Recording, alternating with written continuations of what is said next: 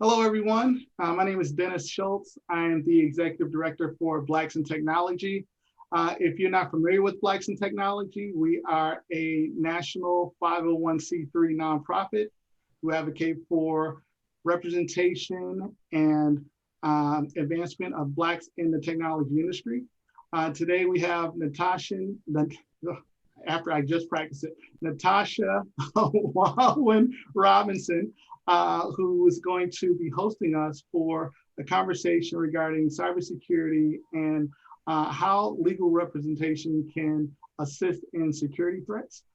So Natasha, with that, I'll hand it to you. Excellent. Welcome, everyone. Thank you for joining us this afternoon. As Dennis mentioned, I'm Natasha Walwyn Robinson, and I'm the chapter president for the Charlotte chapter of Blacks in Technology. And I'm thrilled to have this panel today with us. This is our first event for the year. And because it's Cybersecurity Awareness Month, I thought it was very appropriate to have a panel on this topic and to invite some of my lawyer friends who can share how they've gotten involved in this field and maybe give some tips about career aspirations in this area and also some of their experience around participating and handling these types of cybersecurity events. So without further ado, I'm going to get into bios so you can get to know our panel. And then after the bios, I will ask some questions of the panel and then open the floor to the attendees. Sound good, everyone? Sounds great. Excellent. So I'm going to start off with Roy Hadley. And Roy is a member of the Privacy, Cybersecurity, and Data Management Practice team at Adams & Reese, which is a law firm. And he supports clients with their efforts in protecting and managing their data and their systems. An example of his work is his support of the City of Atlanta and its response and recovery efforts from the 2018 ransomware attack against the city. At Adams & Reese, Roy also assists clients with issues related to cyber insurance and business continuity. Roy was named the City of Atlanta CIO Advisory Board to help support the City of Atlanta's ongoing cybersecurity and preparedness efforts, and was recently recognized by the Georgia House of Representatives for his work in cybersecurity. He also chairs the InfoSec Society for the Technology Association of Georgia and sits on their main governing board. He was recently named a trailblazer for his work in cybersecurity and technology by the Daily Report. Thank you, Roy, so much. Look forward to conversation today. Excellent. Rob Myers is corporate counsel for the security business unit with VMWARE. He joined VMWARE through VMware's acquisition of Carbon Black, which is a cybersecurity software provider specializing in advanced antivirus and endpoint incident detection and response software. At VMWARE and Carbon Black, Rob focuses his practice primarily on commercial transactions, privacy matters, and providing a broad range of legal advice to internal business units. He also has experience providing legal advice as a member of the incident response team, which investigates and responds to internal security incidents. Hi, Rob. So glad you're here. Thanks for the introduction. I'm so excited to be here. Excellent. And last but certainly not least is Theo Gray. Theo Gray is currently in the privacy and cyber division of a Big Four firm in the Boston area.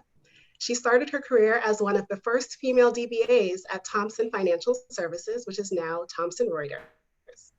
Theo then went on to read Elsevier, the parent company of LexisNexis, as a global contracts manager for some of the vendors and largest agreements like Microsoft, Oracle, IBM, Adobe, spanning multiple countries and industries, including B2B, education, legal, and life sciences for nearly 10 years. Additionally, she managed the first global mobile rollout of iPhones for her firm. Her skills and experience took her to Oracle for 7 years in the compliance area and then on to the Big Four, where she is today. She worked as a conduit for diversity and inclusion initiatives at PwC and continues to support conversations for a better global community. One of my most interesting points about Theo that I love to share is in 2008, she founded Raising the Bar Boston LLC. Her focus was on becoming one of the few female whiskey experts in the Boston area. Her regulatory experience has opened doors, and her unique product knowledge has given her the ability to travel to Ireland to provide cybersecurity support for the first craft distillery built since Prohibition as part of her master's thesis. 2020 takes Theo to her early stages of developing a brand for volunteer and community work under the concept of #paying-it-forward, a concept she has been vocal about in the past several years. And Theo is a member of the Cloud Security Alliance and Information Systems Audit and Control Association. She has an undergrad degree from Dartmouth, where she served as the VP of the African American Society, and a JD from Suffolk, go Suffolk. And she's an active member of the Massachusetts Bar. And finally, Theo is the first woman of color to receive the Masters of Computer Science and Cybersecurity from Brown University, class of 2018. So thank you all so much. Such a treat for us this afternoon. Welcome. Thank you. You forgot to say, Natasha, that not only were you my intern at the financial services firm, we worked together at Oracle. So we have a checkered past. There you go. Yeah, yes, we do. Yes. And yeah, and Rob as well. Rob, we worked together at Progress. And yes, and Roy, I just heard, ago, but which is crazy. Yeah. And then Roy, I've actually secretly tracked your career. You wouldn't know. And so it was like a stalker. I don't know, but so yeah, so that it was really big to have you all. So thank you. Good to be here. Yeah. So I would like to first start off with the basics. And this question is for everyone. How did you find yourselves in cybersecurity? So I'll put that out there. Whoever wants to go first, feel free. But I thought that would be a great place to start. So I'll start so we don't have a silence there. You know, I'm a movie buff, and there was one line where it's like this uncomfortable silence in Pulp Fiction. So we won't have that. I think the panelists here will talk and talk and talk and talk some more. So it's good stuff. So mine was kind of a usual / unusual route to cybersecurity. I have a technology background. So undergrad, I majored in cybersecurity and minored in computer science. And so I was programming and stuff like that. So all throughout my career, I've been kind of a technology person. I started off in private practice, then went into corporate America for a long time, MCI, Turner Broadcasting, and some private companies where, you know, the common thread was technology. And at one of those companies, I became the chief privacy officer because we were an international travel services company, and we were throwing data all over the world. And one day in a meeting, we decided that we needed a chief privacy officer. Everybody kind of looked at me, and I said, okay, I'll do it. So I became a chief privacy officer. But as everybody on this panel knows, you know, you can't keep something private if you can't keep it secure. And so that was really my entree into cybersecurity. And that was, you know, near about, I want to say 15 plus years ago. And so, you know, privacy, cybersecurity really is at the forefront now. And cybersecurity will be, I think, going forward. But 15 years ago, it was kind of a novel thing to talk about cybersecurity. It was novel to even ask for money, you know, to help keep things secure, because, you know, it wasn't that big of a deal in people's minds. So I think the great thing now, for good or for bad, is that it is front and center in people's minds, and front and center in the minds of corporate America and law firms. No, that's absolutely true. It is front and center now. But I think, like most people on this panel, we entered it by accident. Right. And I remember I had a really cool, cushy job. This is around 1998. So don't start doing math here, guys. You're older than me. 1998. And the European Data Protection Act, the precursor to GDPR, came out. And they kind of looked around the room and they said, who wants to be the European data steward? And I'm like, I was like, I have no idea what that means, but that became my job. I was lucky. But one morning, 4:30 a.m., I got an email. And in very broken English, it came from one of our Polish affiliates. said, Mr. Theo, we have a problem. And I'm like, oh, this is so not good. And it turned out that we had global agreements, yet the Polish government passed a new law on Monday that they were able to take your systems if you didn't pay this tax. Wow. And it was Friday, and they're like, if you don't give us XYZ dollars, we will come with the police, take your systems, lock your doors, and you will not be able to access it until you pay us this money. So it was ransomware 1.0. And we didn't have a name for it back then. We didn't have a name for cybersecurity. We didn't have a name for physical security. So that's kind of my first entree into realizing that you have to protect data, even though you have no idea what to do. And so many of us in this field, we don't know what's coming next. And I think that's what's really exciting about it. It's sexy. Am I allowed to say sexy? Absolutely. Sure. Yeah, no, I agree with you, Theo, completely. Where it's a field you kind of enter by accident, and I think I'm probably the youngest one here by a few years. Graduated law school about 6 or 7 years ago now, and what really got me interested was the Edward Snowden revelations about the U.S. government domestic spying, and how the government can abuse their power and keep it secret, and in that kind of mindset where it's an individual can really make a difference and disclose programs like that. And I think that continues today, where I'm really interested in government's use of technology and abuse of powers, such as monitoring of protests or use of facial recognition. And I guess that interest kind of led me to work for a cybersecurity company. And I've been in pretty much the same role for the last 4 years now, ever since I was left Progress with you, Natasha. And I've learned so much about security, different kinds of attacks. It's super interesting, and it really keeps me going because there's always something new to learn, especially because the field's changing so frequently. And there's new attacks, new vectors, new things, new laws being passed. So I think we really are on the forefront of the cutting edge of the law right now.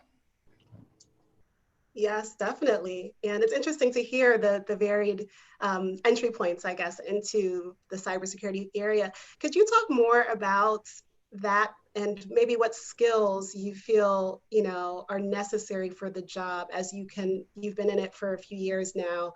What are some of the skills that if you were telling someone who is interested in this area, they would need to have, not only perhaps as a lawyer, but also just as someone maybe who's in IT in general, that could be helpful too, because in our audience, we have a mix of technologists, professionals who are looking to pivot into the industry, as well as from all of you on your thoughts on that. No, that's funny you should mention that, Natasha. I have a webinar on Wednesday in career pivoting into cybersecurity.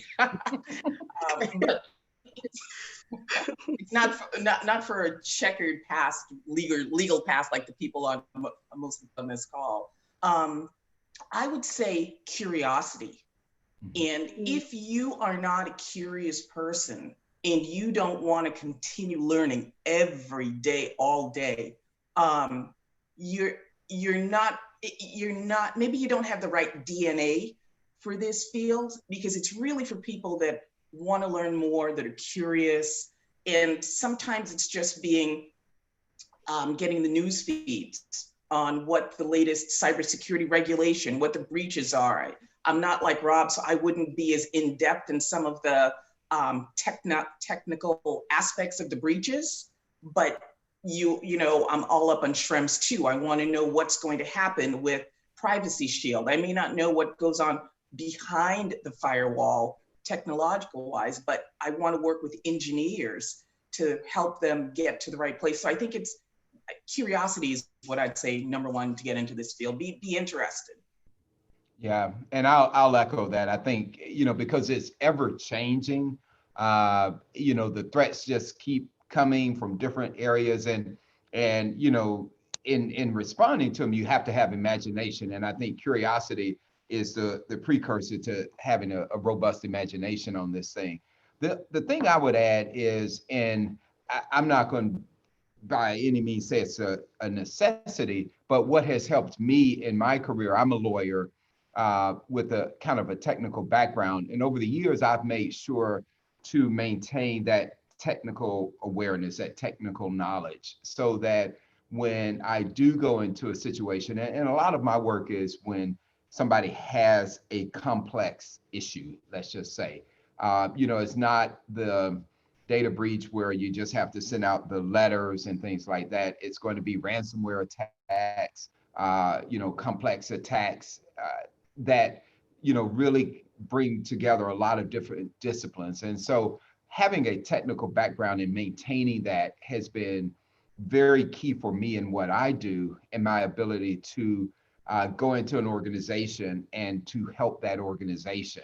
So, yes, I do know the legal part. Obviously, I'm a lawyer and they're going to look to me for that.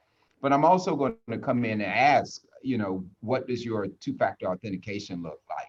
What does your Active Directory look like? What does your network segmentation look like? And let's talk about those things that are going to help you on the front end to be more resilient to an attack. But then on the back end, should something happen, actually help to limit the extent and severity of that attack. And so, to that end, as you were saying, Natasha, in your your great introduction to me, the beauty of bios and introductions is you get to write them and then send them. But one of the things in there was that I do a lot of work with the Technology Association of Georgia, which is a non-legal technology organization in the state of Georgia. But what that allows me to do is to stay current from a technical standpoint and from an operational standpoint about what the threats are, what's going on out there in the marketplace, beyond just the legal, and to have kind of day-to-day interaction with, I consider myself a little nerd, with my fellow nerds around, kind of what's going on. And then that helps me to be more robust in terms of what I can present to somebody if they're having a problem or if they're trying to prevent a problem or, become more resilient on the front end. So for me, I would say having a technical background, or, you don't have to have a technical background, but just being aware, as Theo said, reading and understanding what's going on, understanding what's happening in trends, what's happening, what kind of attacks are happening out there, so that you know these sorts of things, so that when you're doing something in the cybersecurity area, you can be at the forefront of thinking. Definitely. Yeah. And Rob? Yeah, no, I echo what Theo and Roy have to say. Technical proficiency and constantly learning to keep up with the news and the new laws, it's very important.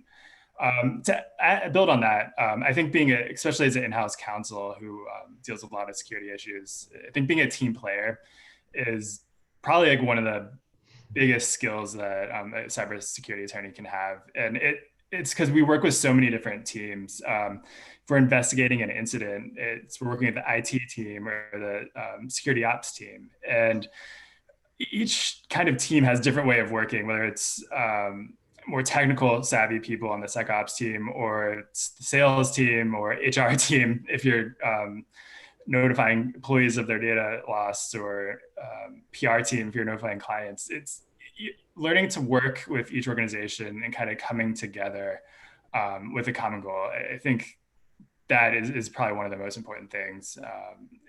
And just being able to work with the technical people and work with the more outgoing business-oriented people, it's not a challenge to balance that, but you really have to cater towards your audience and who you're working with.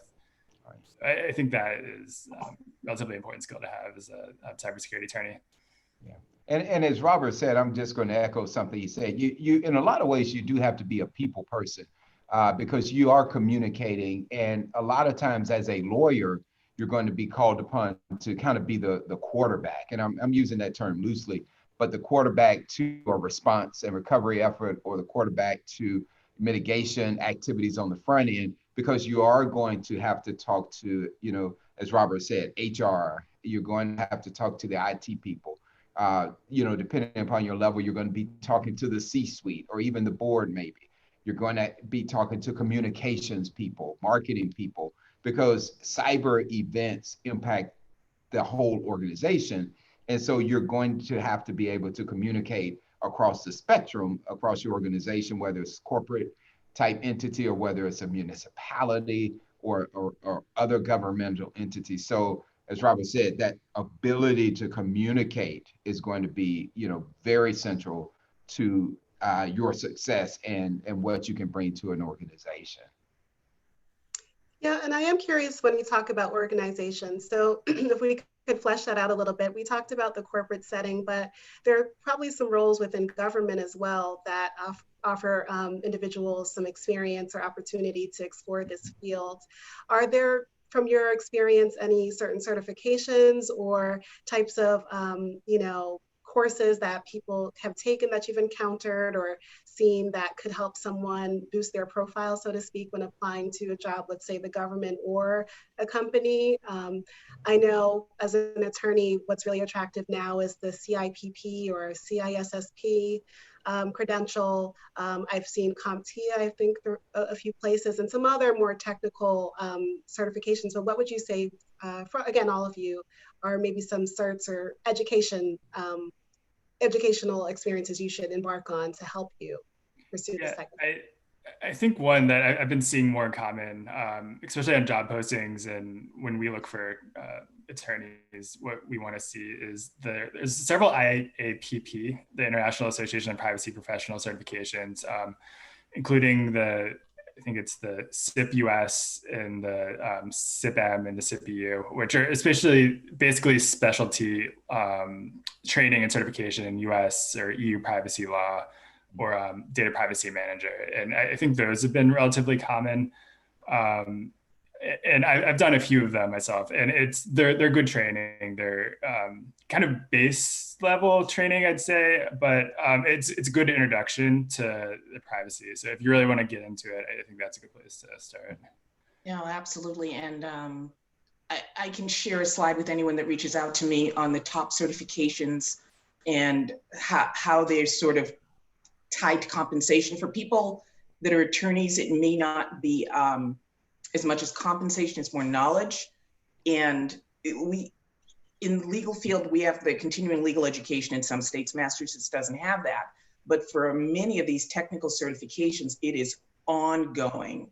You have to have 120 CP hours every 3 years.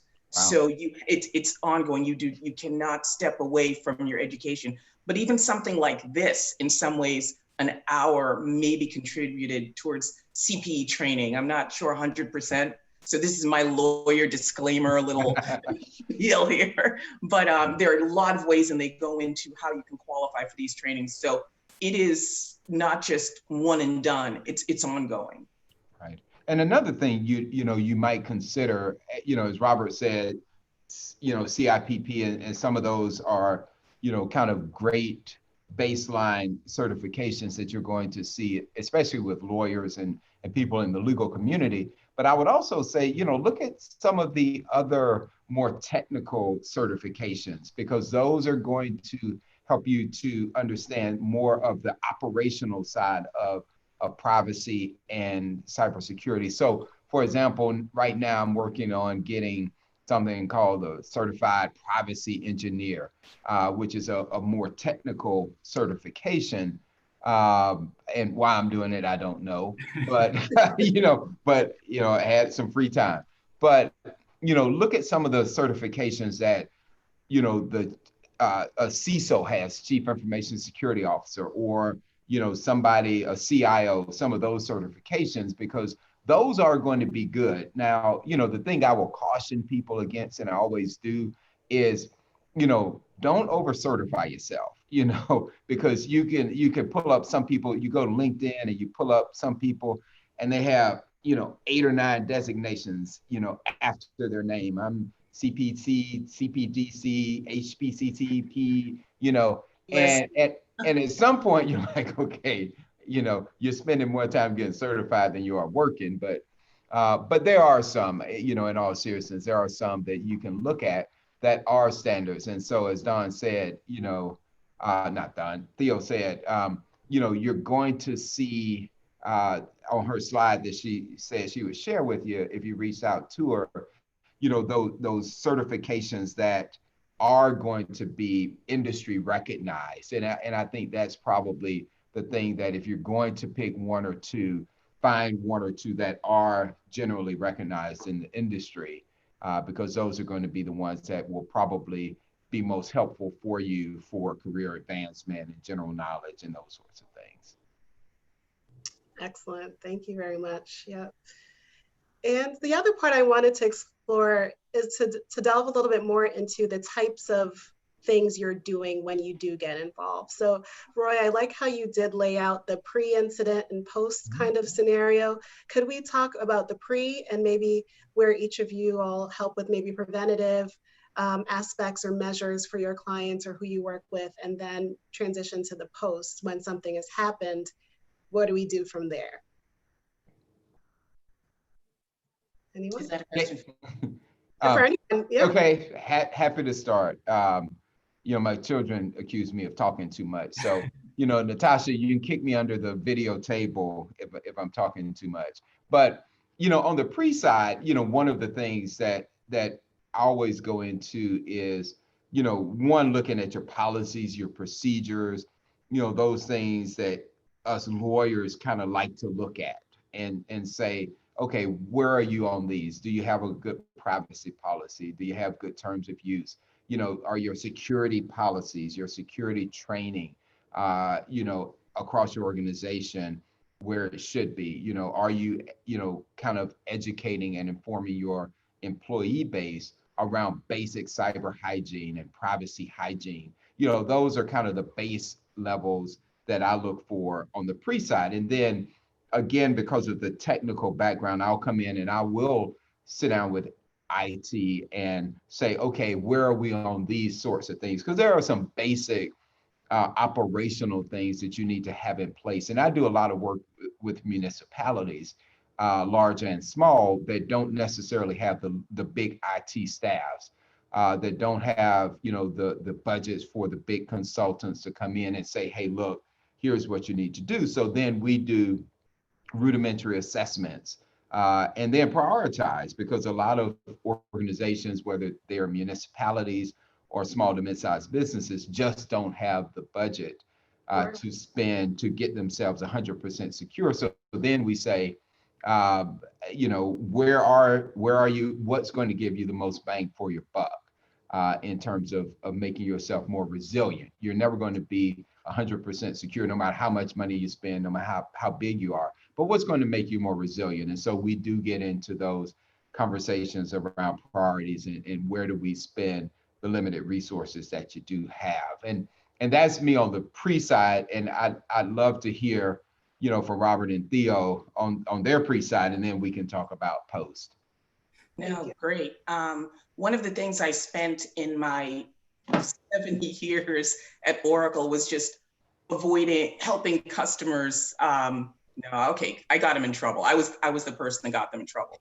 But now what we really try to do, I think a lot of attorneys and a lot of people that deal with policy and regulation, a lot of us are on the front end.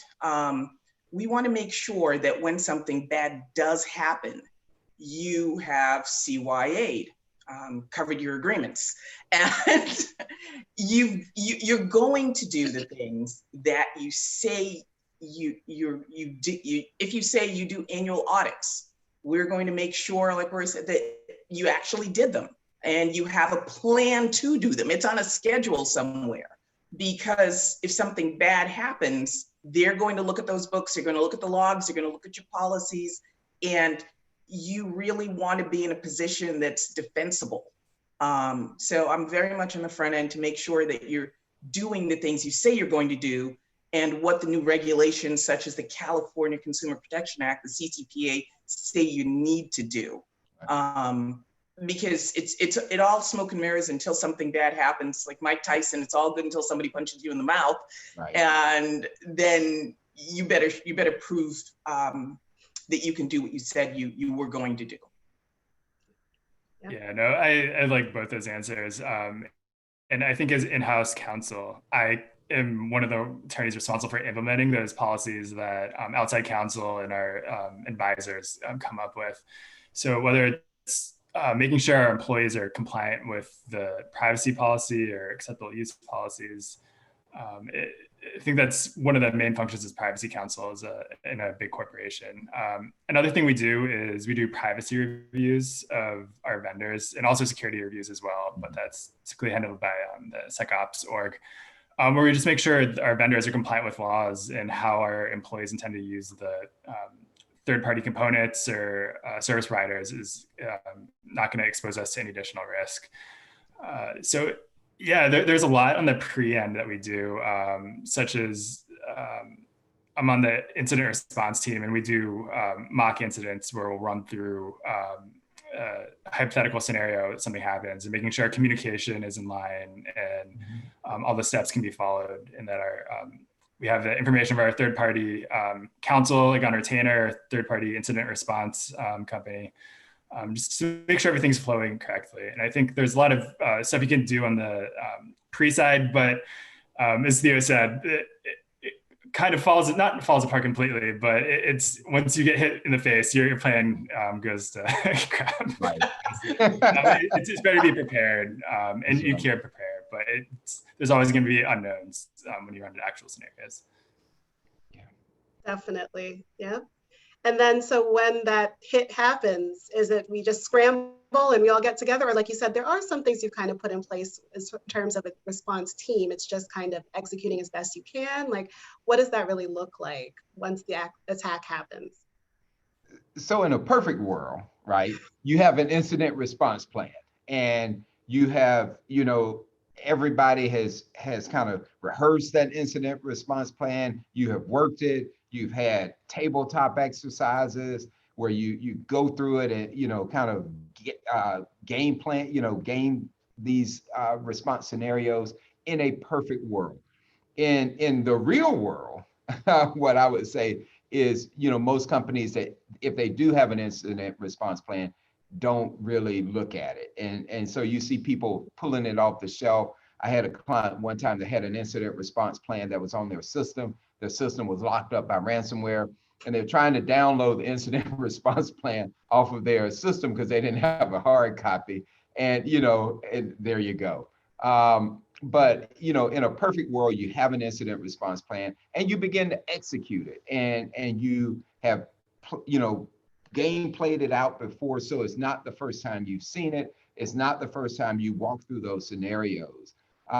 Even that said, though, as Robert and Theo said, everything's great until you get hit in the mouth. You have a plan until you get hit in the mouth. And most times, what I always say to people is you have to look at that incident response plan as a living document and your response as a living response, because things are going to be fluid. Things are going to be different. The things that you thought were going to happen won't happen that way.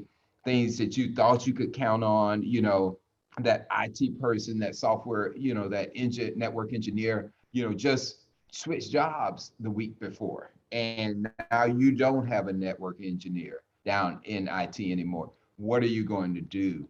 And so you just have to look at things in a very fluid fashion when you start talking about an incident response, because again, nothing usually happens the way you thought it was going to happen.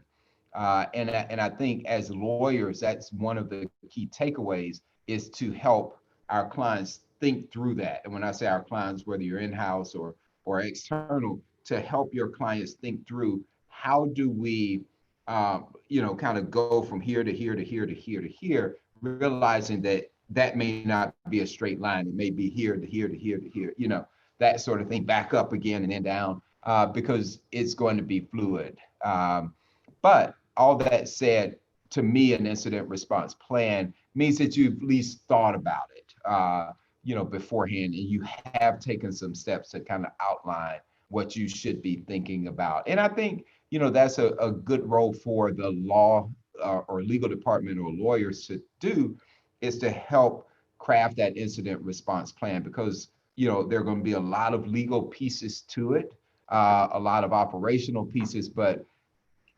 I would prefer to think that we have been trained to think logically and rationally and can help put that together. And then should something happen, help in the response efforts. No, absolutely. And one thing I want to touch upon that Rob and Roy, R&R, brought up, you've got to deal with HR, you've got to deal with PR, you've got to deal with IT. Your relationships had better be in place. It should not be the first time you speak to the head of HR because your files were stolen. It should not be the first time you dealt with the privacy team, the head of security, because you're already behind the 8 ball. So you should have built these relationships, you should have these people on speed dial or Instagram or whatever people use nowadays to communicate quickly. But you should know who these people are. You should know them by name, and they should know who you are. They should trust you. So you have to build these trusted relationships if something does happen, so you can get together in a room, you can have those calls with the stakeholders, and everybody's not trying to figure out who should be doing what. But you should have developed those over the course of your time working with your clients, whether it's internal, external, et cetera. You should know who they are. And that's key to recovering after a hack or an incident. Right.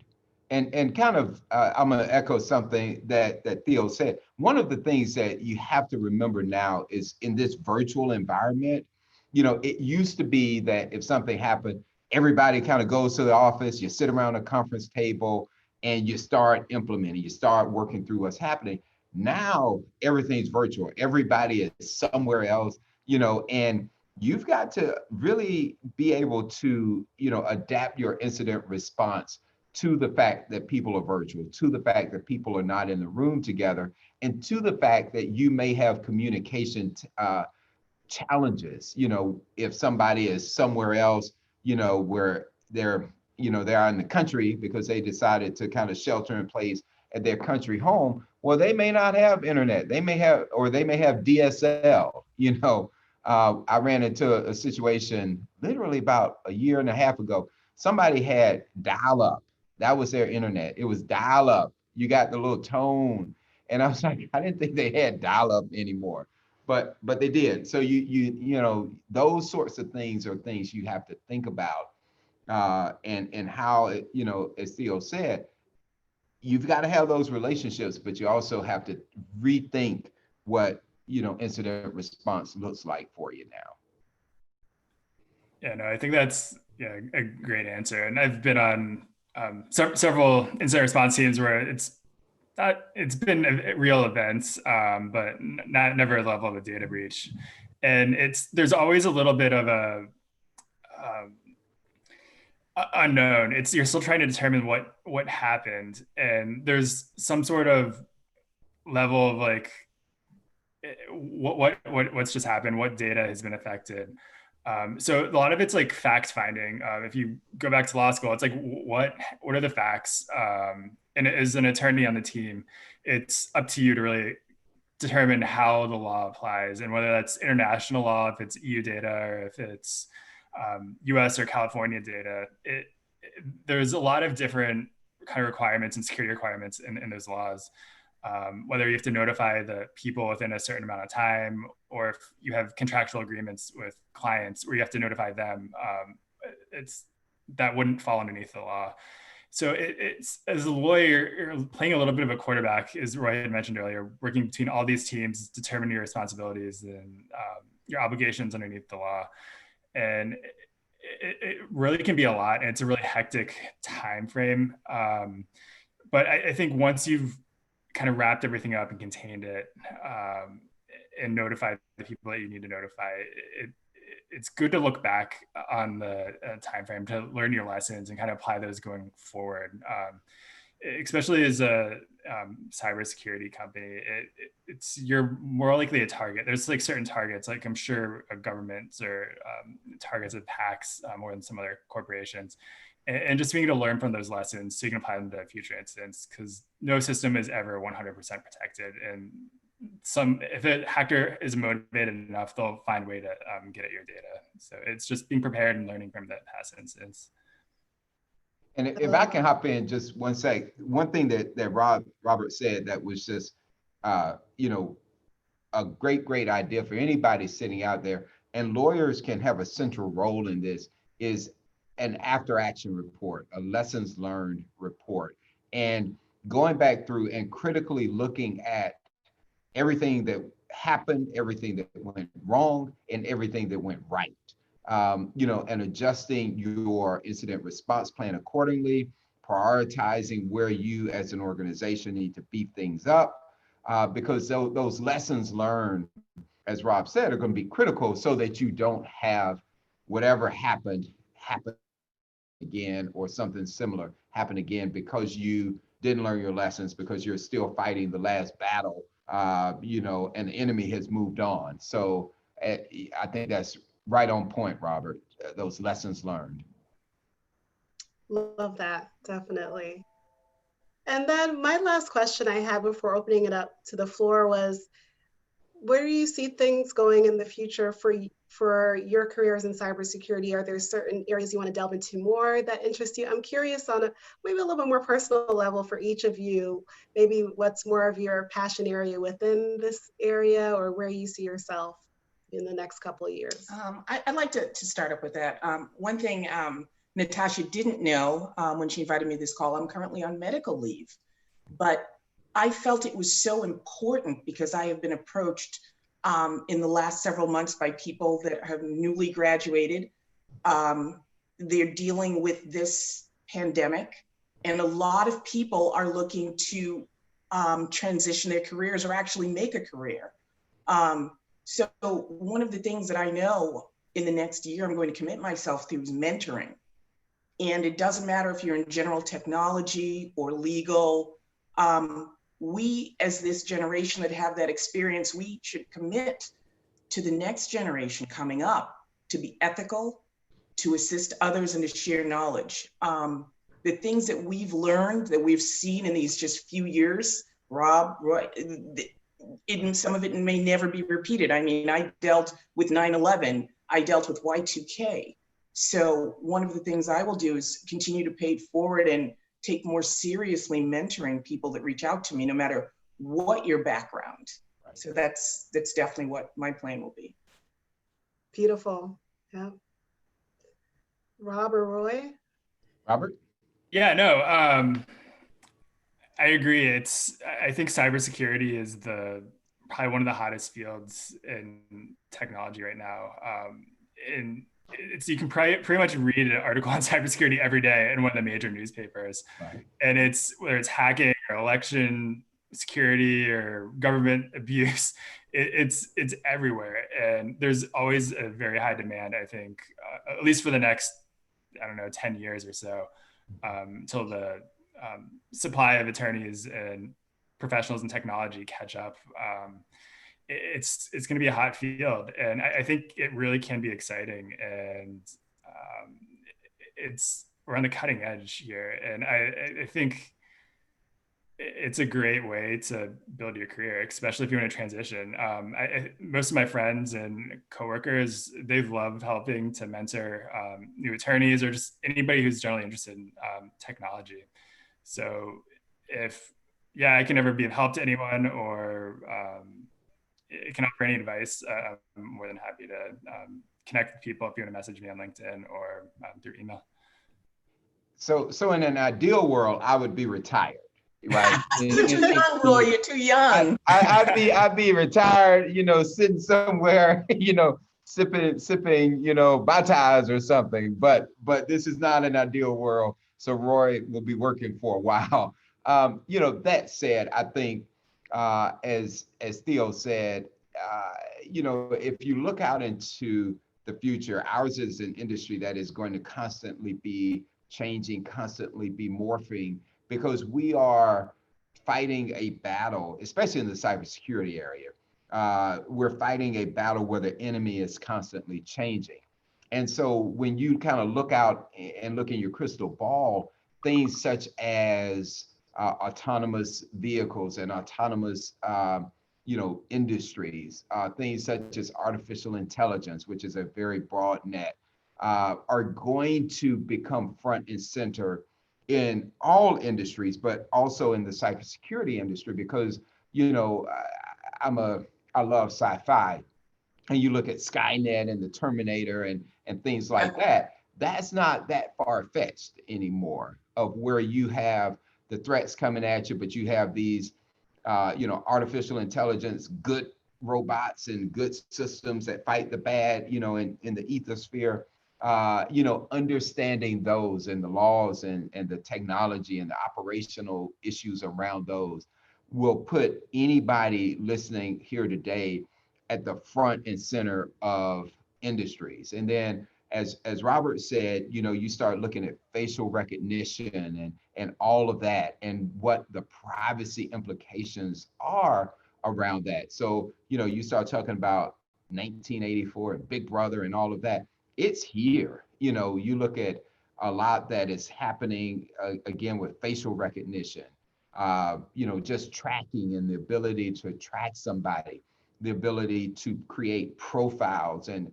target. I mean, target people. We look at the whole Cambridge Analytica thing in the last election cycle, and the ability to micro target, people based upon these just profiles that have been built with just data points from all over the place, where you've been, where you shop, what you bought, how many times you bought it, who you're affiliated with, what you search for on the internet, all of those things that create these data profiles that then are used, in that case to target you for political advertising. But, a lot more can be done and is being done, and so understanding those sorts of things will also put anybody on this call in good stead for the foreseeable future in terms of careers and jobs and being relevant to the marketplace. Oh, so many good points in there. Thank you. So we do have a question from the group. This is from an attendee. They're asking, how do you charm clients and staff to follow best practices when they may not be tech savvy? Sometimes they may not be motivated by OCR lawsuits or loss of data. They're motivated by their job, and that staff anyway. Clients, I think, break it up. The clients, I think, do you want your business to survive, really? Because, in some ways with some businesses, that's what we're talking about. I do a lot of work with CMMC right now, which is the Cybersecurity Maturity Model Certification, which is a new cyber requirement for anybody in the Defense Department supply chain. But, basically, when people think of cyber security and they think of ransomware attacks and they think of phishing attacks and stuff like that. But, data theft and data loss is a huge problem for corporate America in general, because you've got customer lists, you've got research and development, you've got patents. There's so much that companies have that they don't really think about in terms of intellectual assets that they need to be protecting. You start giving clients examples of what could go wrong and what is going wrong with their competitors and probably with them.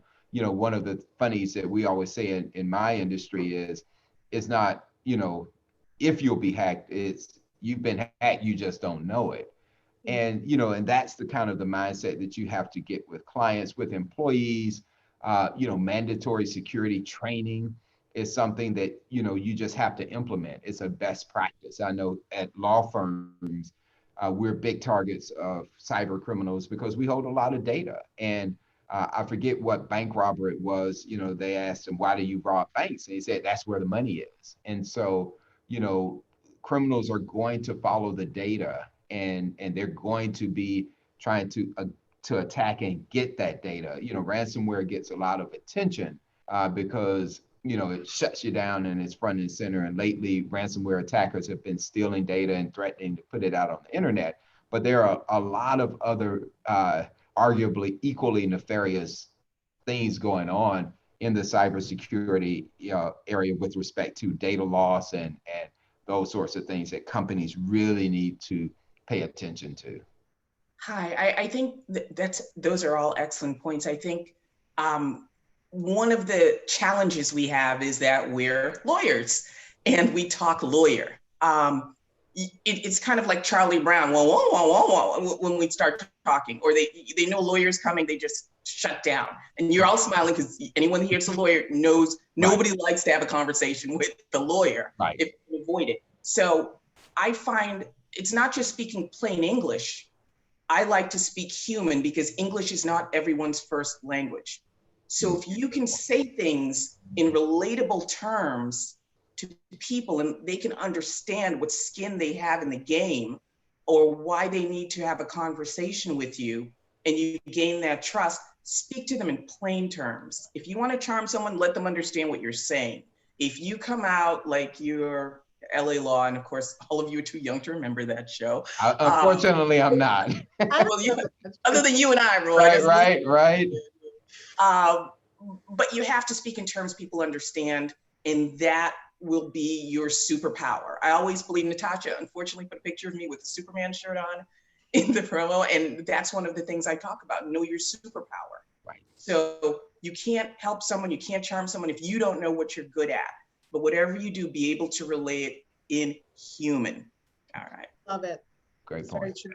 I agree. I mean, you have incentives. You can incentivize people to do it, whether it's we have an annual cybersecurity training that we have to do. And if we don't complete it in time, our manager gets notified, and it's like your job could technically be on the line if you don't complete it. But there's like positive incentives as well.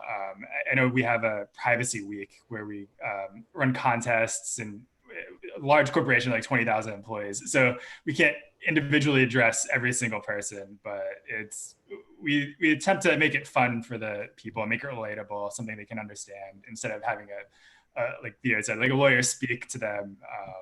It's a lot more approachable when you come at it from their level and can explain it to how a non-technical person would understand. Great. Well, that concludes all the questions I see, unless anyone has a last minute question they want to get in. Yeah, I really thank you all for the tremendous knowledge you've shared, and any final words or words of wisdom before we go? We have about 4 minutes. Never given a lawyer an open mic. But never give Roy an open mic. That's right. So I'll defer to Theo. I'll defer to Theo and Robert. I think it's just, we're all learning. This is not a field 10 years ago. People were like, what are you doing? I'm in cybersecurity. So don't be put off by it. If you're looking to transition into the field, no matter where you are, I've heard of fields where people transition into cyber from the military, from all different backgrounds. So it's interesting, it's growing, and you meet a lot of great people like the people on this call. I love it. Just go for it. Yeah, I echo that. Yeah, just stay curious and always be learning. There's new laws every day. I know there's a CCPA amendment, I think, that's being voted on in a few weeks, and the new EU laws coming into play, and what's going to happen to Privacy Shield. There's like so many developments happening all over the world, and just staying on top of that and being curious and wanting to learn, I think, really will help people out in this industry. Right. And then, of course, I can't go without saying something. Theo's looking at me like, yeah, I know. I think Theo brought up a great point earlier, and that is, try to find a mentor, or at a minimum, continue to connect with your peers that are in cybersecurity. Talk to them regularly. Listen to these types of panels, those sorts of things, because I connect with a lot of peers in the cyber world, both in the legal arena and the operational arena, on a regular basis, just to hear what they're thinking, to hear what issues they're seeing, what certifications they might be going after, or those sorts of things, because that knowledge, as Robert and Theo have both said, the continued quest for knowledge is going to be key. And so connecting with your peers and mentors, and if you're in a position to mentor somebody or somebodies, is going to be critical for us to be able to really take advantage of what is a golden opportunity going forward, because this is what is going to drive economies. This is what's going to drive everything in.